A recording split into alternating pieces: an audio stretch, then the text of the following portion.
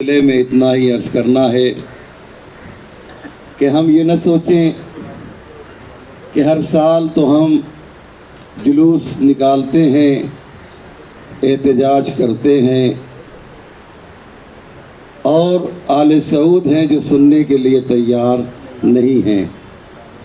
کبھی کبھی ذہنوں میں یہ وسوسے پیدا ہوتے۔ آئیے عقیل صاحب تشریف لائیں، اوپر آئیے، تشریف لائیں عقیل صاحب۔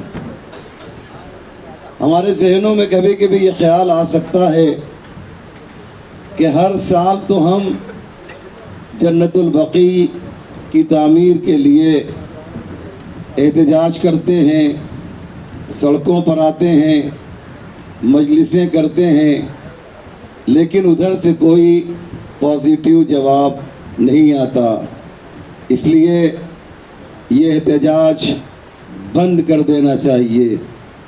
یہ بات شیطان ہمارے ذہنوں میں لا سکتا ہے، لیکن میرے بھائیوں یاد رکھیے گا، یہ کہا جاتا ہے، علماء بیٹھے ہوئے ہیں کہ نحنو مکلفون بالعمل لا بالنتیجہ، ہمارا کام عمل کرنا ہے، نتیجہ ہمارے ہاتھوں میں نہیں ہے عزیزو۔ کم سے کم اس عمل سے یہ تو ہم ظاہر کرتے ہیں کہ اس وقت دو طرح کے لوگ دنیا میں پائے جاتے ہیں۔ ایک وہ ہیں جو بقیع کے سلسلے میں آواز بلند کر رہے ہیں، اور دوسرے لوگ وہ ہیں جو خاموش ہیں۔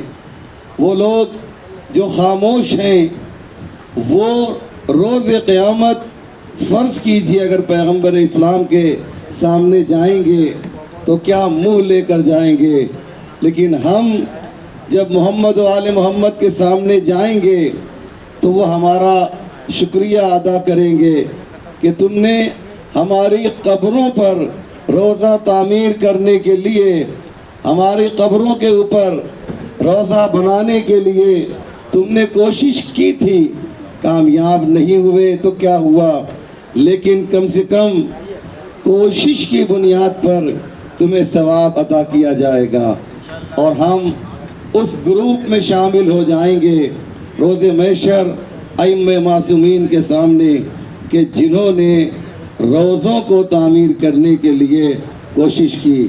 میرے بڑے بھائی، میرے محترم، میرے معظم جناب سید فخر الحسن صاحب جب جائیں گے روز محشر اور جانے کے بعد ائمہ معصومین کے سامنے آئیں گے، یقین جانیے کوئی غلو نہیں ہے، کوئی مبالغہ نہیں ہے، کوئی بڑھا چڑھا کر بات پیش نہیں کی جا رہی ہے۔ انہیں پیغمبر اسلام دیکھیں گے، انہیں جب امام حسن دیکھیں گے، امام زین العابدین، امام محمد باقر، امام جعفر صادق علیہ السلام، تو یاد رکھیے گا کہ وہ انہیں یقیناً اپنے سینے سے لگا لیں گے۔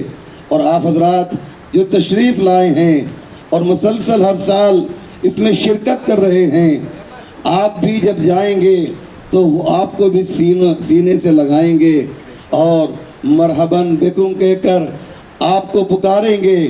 یاد رکھیے یہ بات ہمیشہ کہی جاتی ہے، روضہ بنے یا نہ بنے، لیکن ہم احتجاج کر کے اس احتجاج کے ذریعے سے تولا کو بھی ثابت کر رہے ہیں اور تبرہ کو بھی ثابت کر رہے ہیں۔ تولا کا مطلب یہ ہے، ہم بتانا چاہتے ہیں کہ جو لوگ بقیع میں دفن ہیں ہم ان سے محبت کرتے ہیں، اور یہ بھی بتانا چاہتے ہیں کہ جنہوں نے ان روزوں کو منہدم کیا ہے ان سے ہم نفرت کرتے ہیں عزیزو۔ یہ ہمارے لیے بہت بڑی بات ہے۔ تو تولا بھی فراہم ہے، تبرہ بھی فراہم ہے۔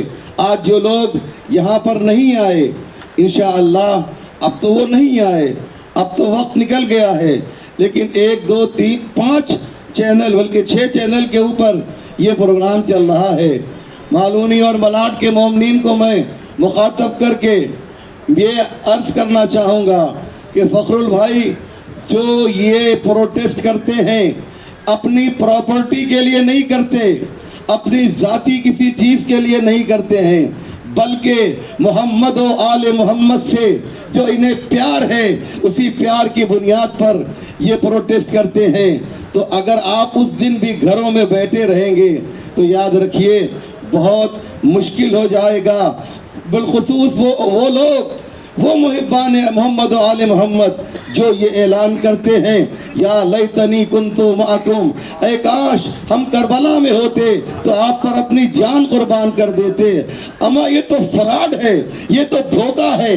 جو لوگ آج بھی گھر میں بیٹھے ہو وہ یا لیتنی کا اگر نعرہ لگاتے ہیں تو یہ فراڈ اور دھوکے کے علاوہ کچھ نہیں ہے عزیزو۔ اس لیے یاد رکھیں عزیزو کہ نعرہ لگانا تو بہت آسان ہے لیکن میدان میں کود جانا بہت ہی مشکل کام ہے۔ بس میں آخری بات آپ کے سامنے پیش کرنا چاہتا ہوں، اور یاد رکھیں محبت جو ہے، محبت کا مطلب کیا ہوتا ہے؟ ایک بہت بڑا رائٹر ہے اہل سنت والجماعت کا، معتزلی فرقے سے اس کا تعلق ہے، علماء حضرات اس کے بارے میں جانتے ہیں، اس کا نام ہے ابن ابی الحدید معتزلی۔ تقریباً 150 نہج البلاغہ کی شرح، کل کی تقریر میں نے یہ بات ممرہ میں کہی تھی ایک جگہ کہ 150 کتابیں جو شرحیں لکھی گئی ہیں ان میں سب سے بہترین اگر کسی کی شرح ہے تو نہج البلاغہ کی، تو وہ ابن ابی الحدید معتزلی کی ہے۔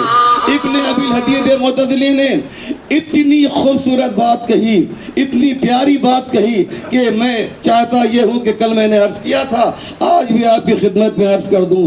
ابن ابی الحدید معتزلی کہتا ہے کہ علی کی محبت جو ہے وہ انسان کو شجاع بنا دیا کرتی ہے اور دشمنی بزدل بنا دیا کرتی ہے۔ عزیزہ آپ بات واضح ہو رہی ہے میں کیا کہہ رہا ہوں؟